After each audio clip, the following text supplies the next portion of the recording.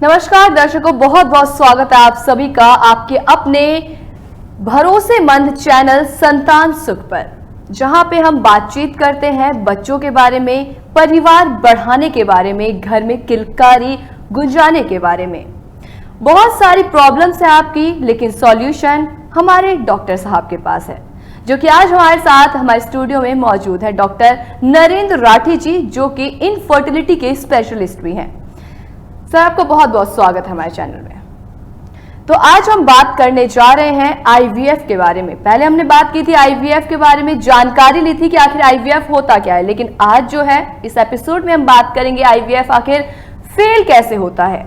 क्योंकि सुनने में आता है कि 30% में ही आईवीएफ हो पाएगा, 20% में हो पाएगा या 40% में हो पाएगा, या कंप्लीटली 100% में आखिर क्यों नहीं होता। आईवीएफ आखिर फेल होता है तो आखिर हो कैसे जाता है। तो सर, आपसे जानना चाहेंगे कि आईवीएफ फेल आखिर हो कैसे जाता है। देखिए, उसकी मुख्य रूप से तीन वजह का मतलब हुआ कि या तो आपका स्पर्म ठीक नहीं है, या आपकी एग की क्वालिटी ठीक नहीं है, या आपकी लाइनिंग ठीक नहीं बनी है। लाइनिंग का मतलब यूट्रस आपको सपोर्ट नहीं कर रहा है। तो कहने का मतलब ये हुआ कि आपकी अंडे की क्वालिटी बहुत अच्छी होनी चाहिए, स्पर्म बहुत अच्छे होने चाहिए, साथ साथ में आपके यूट्रस की लाइनिंग ठीक होनी चाहिए।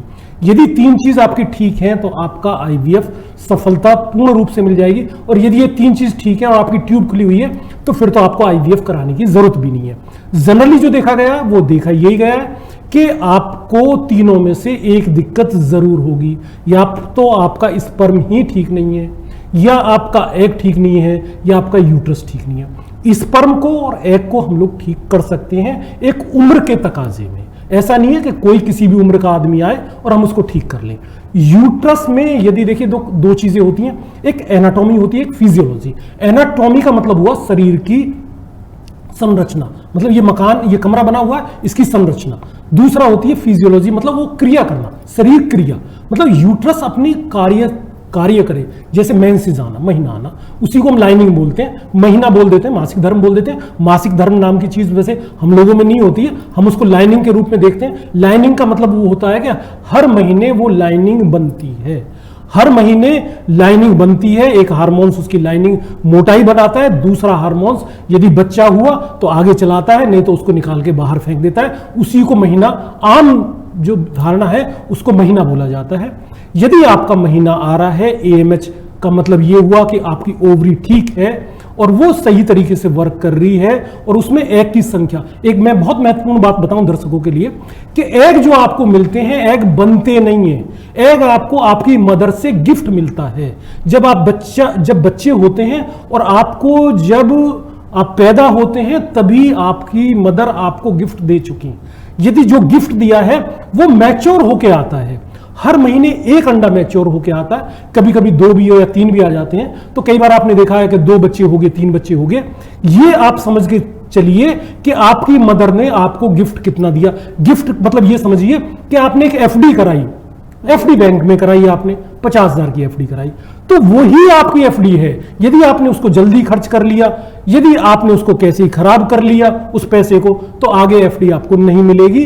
इसी तरह से मदर ने जो आपको एग दिए हैं, स्पर्म पैदा होते हैं, एग पैदा नहीं होता। एग सिर्फ मैच्योर होता है, एग सिर्फ बड़ा होके मैच्योर होके बाहर आता है और वो बच्चे के लिए तैयार होता है। स्पर्म जाके उसको मिलता है, वेट करता है एग करीबन 3 से 5 दिन, ऐसी मान्यता है। और स्पर्म यदि उसको मिलता है तो वो आगे संतान उत्पत्ति में सहयोग देता है। तो एग का ये समझ लीजिए कि 3 चीजें मैंने जैसे बताई कि एक तो यूट्रस का ठीक होना, शरीर क्रिया, शरीर रचना। शरीर क्रिया का मतलब यूट्रस अपना वर्किंग सही होना, एग की क्वालिटी का ठीक होना, स्पर्म का ठीक होना। 80% तक दवाइयों से काम हो जाता है। मतलब ये सब चीजें फंक्शनिंग। टाइमिंग की यदि आप बात करो तो 2 महीने का टाइम ही लेके चलना चाहिए। कोई भी कहीं भी आप इलाज कराओ, 6 महीने, साल भर, वो सब बेकार। 2 महीने आप अपना इलाज कराएं, रिजल्ट मिलने होंगे तो 3 या 4 महीने में रिजल्ट मिल जाएंगे। नहीं मिलने हैं, डॉक्टर बदल दीजिए, इलाज बदल दीजिए। कोई इलाज पूर्ण नहीं होता है, ना आयुर्वेद का इलाज पूर्ण है, ना आईवीएफ पूर्ण है, ना ही और कोई इलाज आप करा रहे हैं वो पूर्ण है। अपना डॉक्टर बदलिए, संतान प्राप्त कीजिए। संभावनाएं नहीं है। आजकल कहा जा सकता है कि 100% संतान हो सकती है। यदि आपको एग नहीं है तो एग बाहर से लिए जा सकते हैं, स्पर्म बाहर से लिए जा सकते हैं, ये बीज हैं। यदि नहीं है तो बाहर से लेना पड़ेगा। यूट्रस की जरूरत होगी तो आपको यूट्रस बाहर से लेना पड़ेगा, मतलब किसी रिश्तेदार का आजकल कुछ लगा हुआ है इस तरह का, गवर्नमेंट का है कि आपको अपने किसी रिश्तेदार से आप कुछ दिन के लिए बच्चा बना के उस यूट्रस में रखिए, बच्चा आजकल हो जाते हैं। बच्चे के लिए बहुत परेशान होने की जरूरत नहीं है, सही राय जरूरी है। मतलब कि सही राय अगर आपको मिल रहा है तो आप बच्चे के लिए परेशान जितनी ज्यादा है वहीं पे आपकी परेशानी कम हो सकती है, अगर आपके पास एक राय देने वाला इंसान सही होगा। तो आगे हम इस पे सवाल एक पूछना चाहेंगे, ईएमएच जो है, ईएमएच पर दवाई कारगर होती है? देखिए आजकल यदि आप सुनोगे सभी से तो मैं वीडियो में भी आपको दिखाऊंगा हाई ईएमएच के वाली, जो मतलब नॉर्मल हम लोगों ने किया, हम लोगों ने नहीं किया। कोई दवाई हमारी नहीं है, ये दवाई चरक संहिता की है, आपकी है। गीता में यदि कुछ लिखा हुआ है तो वो आपका, मेरा भी नहीं है, वो सभी से लिखा हुआ, पहले से लिखा हुआ। चरक संहिता आज से नहीं है, 5000 साल पुरानी है। मैं ये कहूं दवाई मेरी है वो झूठ बात है। दवाई आपकी है, आपके ग्रंथों में लिखी हुई है, हम सिर्फ लेके आए हैं आप लोगों के लिए आपकी दवाई। कहने का मतलब ये है कि जो चरक संहिता में वर्णन है उन दवाइयों का वो ही हम लोग दे रहे हैं, बता रहे हैं, समझा रहे हैं। आप चरक संहिता उठा के पढ़िए, खुद देखिए, डॉक्टर से पूछिए, जाइए जो पुस्तकालय उनमें चरक संहिता रखी हुई है उनको क्यों नहीं पढ़ते हैं? हमारे चिकित्सक भी नहीं पढ़ते हैं। दुख की तो बात यह है, मरीज को तो पता ही कुछ नहीं है। तो चरक संहिता में जो वर्णित है वो दवाई आप लीजिए, 2 महीने का वेट कीजिए। दिव्य औषधि से बनी हुई दवाइयां होती हैं। दिव्य औषधि में माना जाता है कि सतावर, वैसे तो अष्टक वर्ग दिव्य औषधियों में आता है, साथ में सतावर का उपयोग होता है। अष्टक वर्ग लुप्त प्राय बताया गया है, पर जो भी अवेलेबल है वो अष्टक वर्ग डाला जाता है, साथ में सतावर का उपयोग किया जाता है। दिव्य औषध का मतलब ही ये होता है कि आपको तुरंत फायदा नजर आना चाहिए।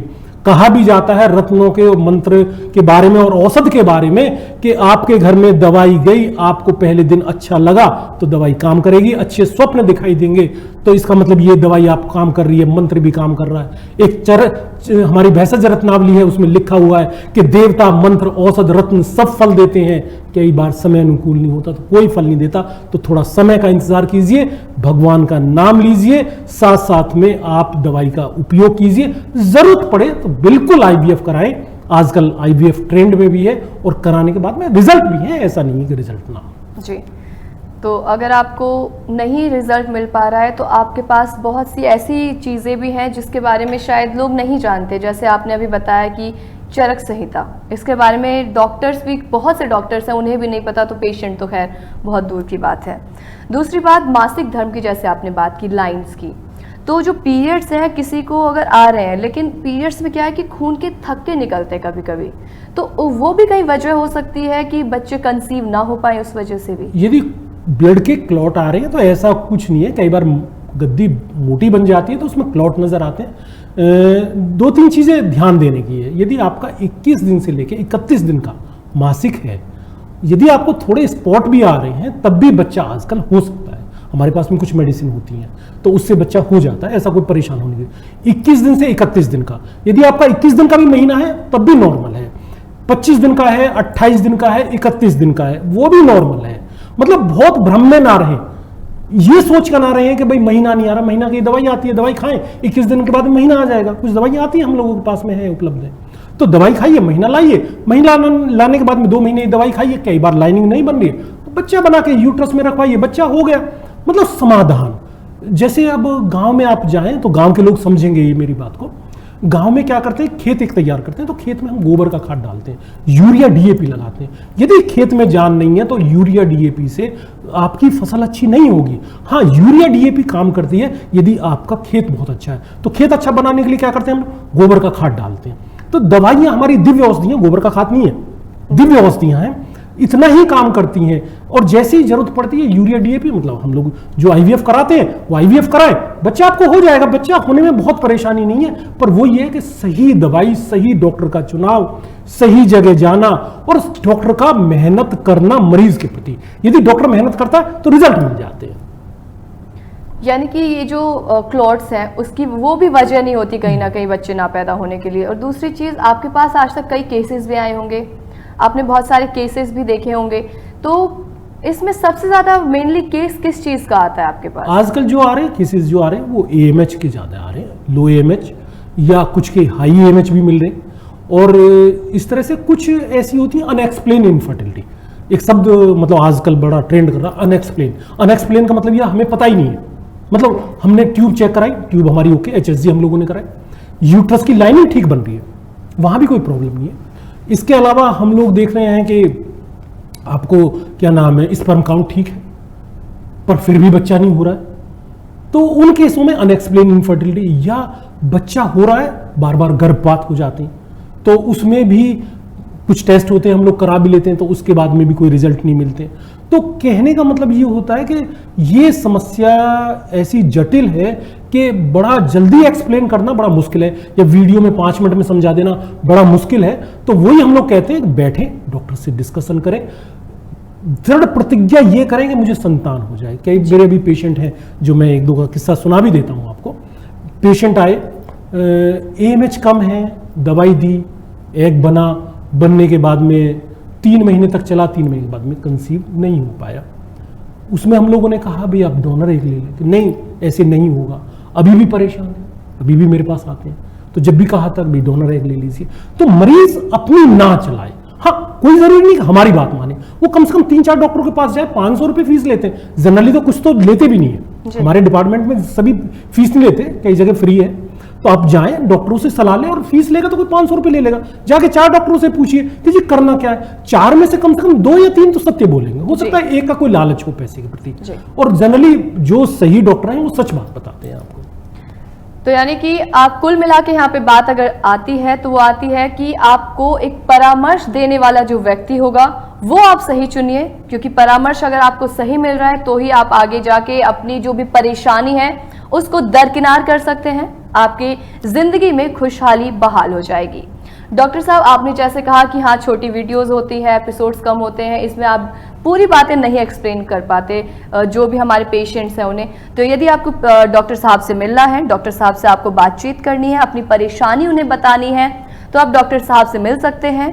जनकपुरी दिल्ली में इनका क्लिनिक है, और यदि आपको बात करनी है, आप दूर हैं, तो लगातार हमारे स्क्रीन पे नंबर फ्लैश हो रहा है, आप इस नंबर पे कांटेक्ट कर सकते हैं और डॉक्टर साहब से परामर्श ले सकते हैं, क्योंकि इनसे बात करने का कोई भी चार्ज नहीं है, निःशुल्क आपको परामर्श देंगे।